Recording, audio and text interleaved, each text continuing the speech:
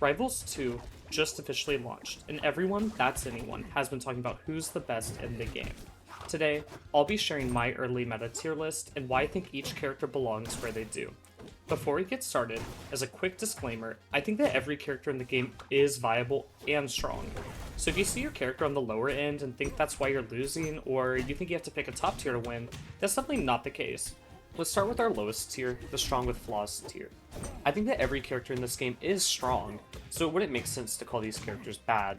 However, they all do have some kind of flaw. They might struggle to approach in neutral, they might have a little bit lacking frame data, maybe their recovery's a little bit messy, or maybe they get zoned pretty hard.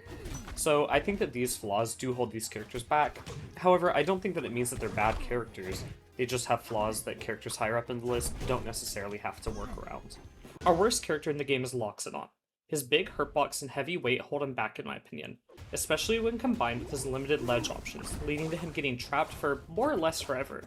I think his huge axe, and great neutral, and great kill power make him feel wonderful to play. And he is not really comparable to low tiers in other fighting games, since he definitely has big strengths. I just think his flaws in this case are easier to exploit in the early meta. If I were to give one tip to struggling Loxodon players, I'd suggest using parry more. Characters want to rush you down, and parrying can add a quick, defensive depth to your kit. This will help keep close-range brawlers at bay. Other parts of Loxodon's kit that you probably could optimize is how you're using the side B to end your combos. Since side B throws opponents down, being able to land it off stage can set you into really early spikes and take early stocks. You might also want to watch how you're recovering to make sure you're snapping to the ledge, since if your up B does get parried, you're super vulnerable. Truthfully, I wrote the script about a week ago before the game actually launched and before we got that first patch. I was gonna have Loxodon down in a bottom tier all on his own, but I actually think he's in this middle, strong with weaknesses tier. It is super loosely ordered, so you probably could swap him with another character, but I think he's pretty definitively the worst. I just don't think he's that far behind other characters, now that they've added tech to help him fall a little bit slower and mix up his recovery more. Let's go ahead and talk about Orcane.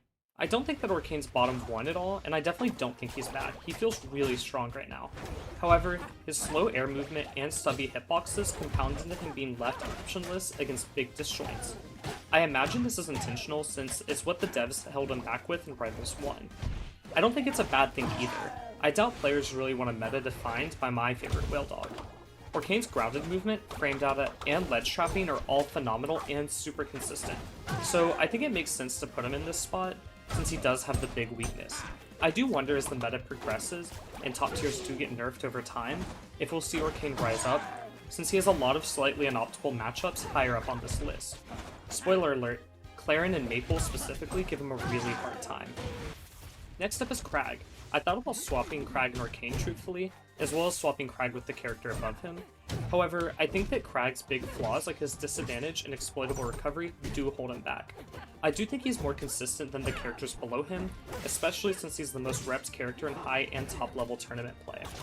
I imagine that might not age super well as players learn how to fight him, but there is a highlight in the meta right now for Crag. I think his great neutral, strong moves, and powerful combo game all mix really well in his kit. However, him being so large and his heavy weight do hold him back. I don't find this to be quite as big as a problem for Crag as Loxodon, since Crag has a much less linear recovery and also has better frame data overall. I could imagine Crag jumping a few places on this tier list like I said, and I imagine as top tiers do get nerfed, he'll find a lot easier matchups, and I can't imagine that he's in a rush to get nerfs anyway, to compensate for those characters getting nerfed. I could definitely imagine him rising up, but I'm gonna put him here for now, since I think that the good placements with him might be players not knowing how to fight him, not necessarily the character being strong. For our last character in this tier, we have Forestburn. I wasn't super sure where to put him because he's so new, and a lot of players are saying he's really bad, which I definitely don't agree with. I think his cape is really strong for poking at opponents, especially from the smoke, and his combo game is pretty okay.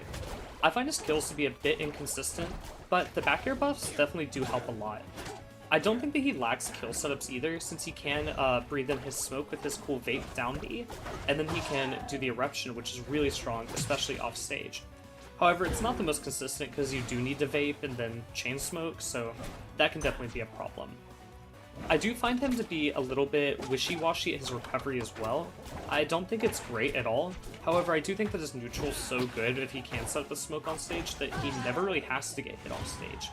He's very much a win more type of character, you know what I mean? This next tier is defined by its very powerful characters that lack a little bit of the sauce seen in the top tier. They, however, don't have as big weaknesses as the tier below, or they have bigger strengths to help cover up those weaknesses. Everything from this tier up is still loosely ordered, but I'm pretty confident that these characters are all stronger than the ones in the tier below, so that's why I left the gap. The first character in this tier is Rano.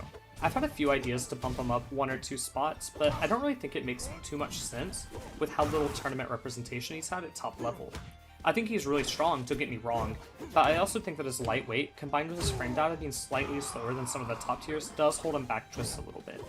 I think his recovery is a touch exploitable as well, since he either needs to aim for ledge by going low, or needs to land on stage with a down hit of his up B, which isn't too tricky to punish if you play patiently against it.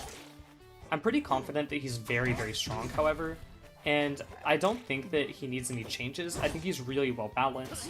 However, I just think the characters above him are a bit more prevalent in the meta right now.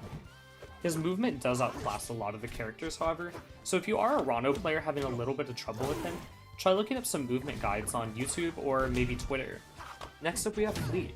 Truthfully, Fleet was really hard to rank since she has super high highs and really low lows, which isn't something that you see in this tier very often. However, her being one of the most represented characters at the top level of the gameplay made me kind of move her up here. I think that since her kit revolves around her projectiles and her traps, allowing her to get these massive combos, she can be a little bit inconsistent. But if players are able to find those openings like we're seeing happening consistently at top level play, then she seems super powerful. I do wonder as time goes on if players find counterplay and learn how to move against her a little bit better, if she'll fall off a little bit. But I also wonder that if top level players keep on building on top of what they already know about her, if her meta will skyrocket and she'll suddenly become a top tier. I really think this character is super volatile, so I think a middling spot in the tier list right now is a great spot to put her for the early meta. Hey there, I'm hopping in here for just a few seconds off script, just to say thank you so much for checking out my content. I'm a small tournament organizer from East Texas, so seeing the greater Rivals scene interact with what I'm making and show interest in what I do is so awesome. If you could, leave a like or subscribe to just help out the algorithm a little bit. My goal is to hit 1,000 subs by the end of the year to help us get monetized. I also run free Wi-Fi tournaments every week, so if that's something you're interested in, go ahead and check out the link in our bio.